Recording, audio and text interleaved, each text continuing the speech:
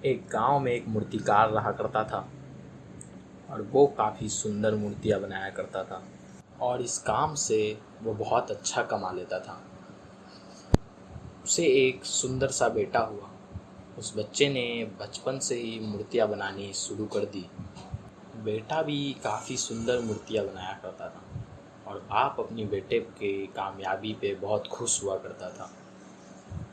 लेकिन हर बार अपने बेटे की मूर्तियों में कोई ना कोई कमी निकाल दिया करता था। वो कहता था, इस बार बहुत अच्छा किया, लेकिन अगली बार थोड़ा और अच्छा करना। और बेटा भी कोई शिकायत नहीं करता था। वो अपनी बाप की पे अमल करते हुए अपनी मूर्तियों को बेहतर बनाता गया। इस लगातार सुधार के वजह से बेटे की मूर्तियाँ बाप से भी अच्छी बनने लगी।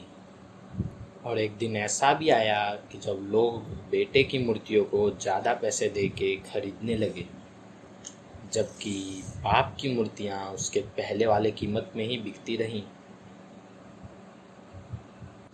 बाप अब भी अपने बेटे के मूर्तियों में कोई ना कोई कमी निकाल ही दिया करता था, लेकिन अब बेटे को ये अच्छा नहीं लगता था और वो बिना मन के अपने कमियों को एक्सेप्ट करता था, लेकिन फिर भी अपने मूर्तियों में सुधार कर ही देता था। और एक दिन ऐसा भी आया कि जब बेटे के सब्र ने जवाब दे दिया और बेटे ने कहा कि आप तो ऐसे बोलते हैं जैसे कि आप बहुत बड़े मूर्तिकार हैं। अगर ऐसा होता तो आपकी मूर्तियाँ कम पैसे में नहीं बिकती। मुझे नहीं लगता कि मुझे आपके कोई सलाह की ज़रूरत है। मेरी मूर्तियाँ एकदम परफेक्ट है। बाप ने बेटे की ये बात सुनी और उसकी मूर्तियों में सलाह देना और गलतियाँ निकालना बंद कर दिया। कुछ महीने तो बेटा बहुत खुश रहा, लेकिन फिर उसने नोटिस किया कि लोग अब उसकी मूर्तियों की उतनी तारीफ़ नहीं करते जितना पहले किया करते थे और उसकी मूर्तियों के दाम बढ़ना भी बंद हो गए। शुरू में तो बेटा बहुत ज़्यादा कंफ्यूज हो गया, उसे कुछ समझ में नहीं आया, लेकिन फिर वो अपने बाप के पास गया और उनसे ये समस्या के बारे में बताया।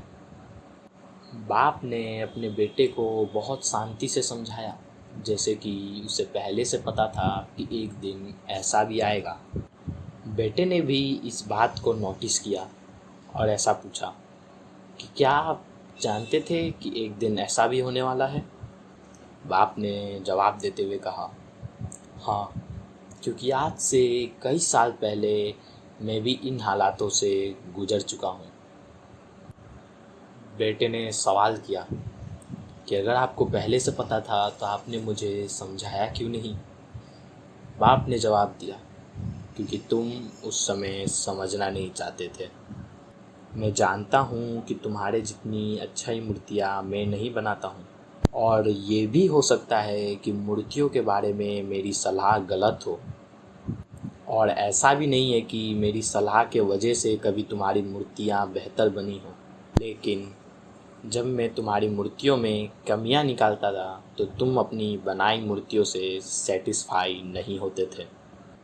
तुम खुद को बेहतर करने की कोशिश करते थे और वही बेहतर होने की कोशिश तुम्हारे कामयाबी का कारण है। लेकिन जिस दिन तुम अपने काम से सेटिस्फाई हो गए, संतुष्ट हो गए और तुमने ये भी मान लिया कि इस काम में अब और कोई बेहतर होने की गुंजाइश नहीं है, तुम्हारी ग्रोथ भी रुक गई और लोग तुमसे हमेशा बेहतर की उम्मीद करते हैं।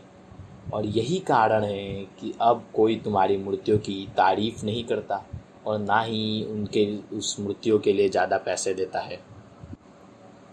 बेटा कुछ देर संगाटे में रहा और फिर उसने सवाल किया कि अच्छा, तो अब मुझे क्या करना चाहिए?